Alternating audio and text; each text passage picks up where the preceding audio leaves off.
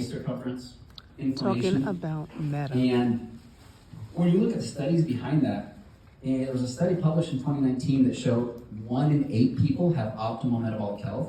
There was a study published last year that suggested only 1 in 14 has optimal cardiometabolic health, looking at a lot of the similar parameters. So we're heading in the wrong direction, right? And when we look at the science behind metabolic health, there are a few ingredients out there to support normal blood sugar metabolism, but we wanted to go to the source of what's actually happening inside the body and what's directing the change in blood glucose control inside of the body. And what we discovered in our research, and this is why it took us 7 years of R&D to actually launch Metabolic Meta, is that it began in the microbiome.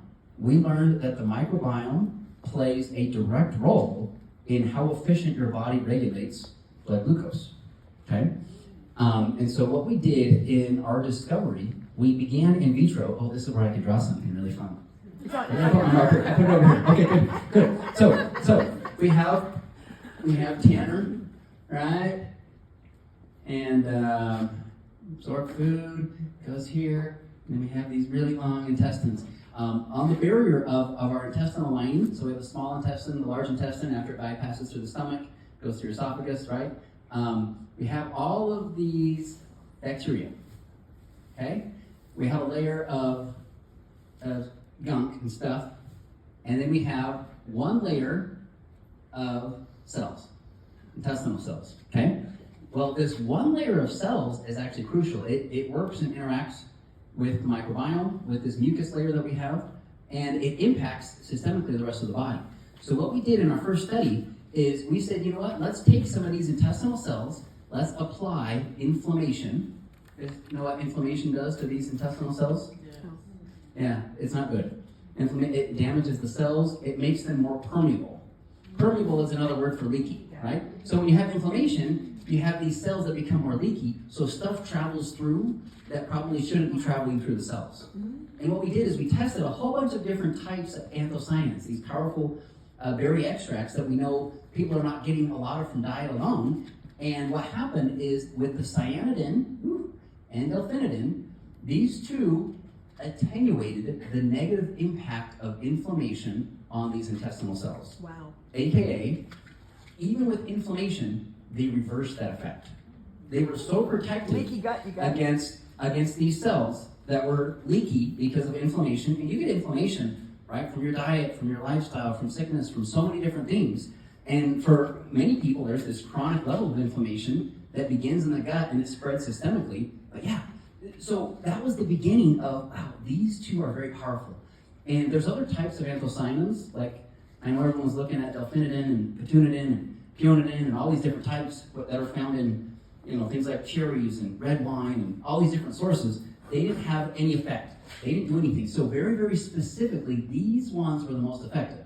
After that, we did some preclinical studies and clinical studies and found that what this does is, in addition to protecting these cells, what they do is they help to increase these little proteins in between the cells.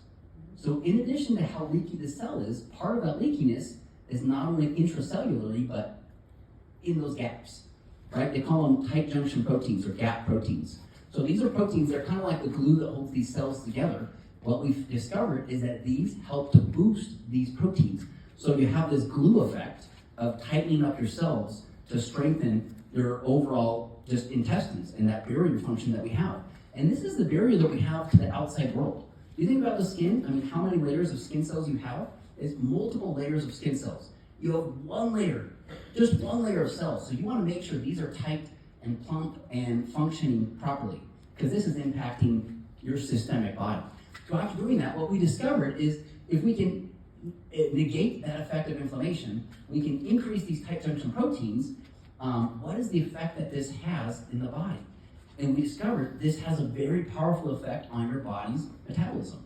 And so we ended up doing a lot of preclinical studies, seeing changes on microbiome, on tight junctions, on overall glucose, insulin sensitivity, and cholesterol and triglycerides. And we did a human study where we fed people who, let me see if I can draw it.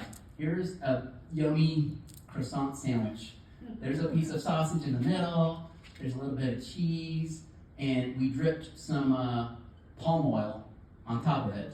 to make sure that we had enough fat and enough calories and sugar in this meal. It was a 1,000-calorie meal. And there's previous data showing that one 1,000-calorie meal at one sitting can actually cause inflammation, dysregulated metabolism inside the body. And what we did is we said, okay, we're going to feed people this, and this was ethical, don't worry. This is very healthy, young individuals. We had to get IRB approval, for these clinicals doing it the right way. We gave them either HLOC Meta or a placebo. You know what a placebo is, right? Yeah. Just a fake pill. And then we had them cross over where they took the placebo or the Meta at the effective dose. And this is just a one-time single dosing right before the meal, or with the meal, I should say. And then what we did is we measured their markers of metabolism. And what we saw with the Meta, in healthy individuals, an improved glucose curve or glucose response from one single meal. We saw an improved triglyceride response, right? These blood fats that are being formed, it was actually a little bit lower. We saw an improved inflammatory response from this as well, right? TNF-alpha, everyone was looking at that this morning, right? This is a marker of inflammation, right? With the placebo, you see it here. With Meta, you see it here. So there was a less of an inflammatory response. And this is all at an acute setting, right? Just imagine what happens over weeks or months of that improved metabolic response, right? It's not a change that happens immediately, but day after day, if you can slowly but surely improve your gut health to impact your microbiome and your overall metabolic health, you can see dramatic changes over time. So that was a little bit of history behind HLOC Meta and how we developed it.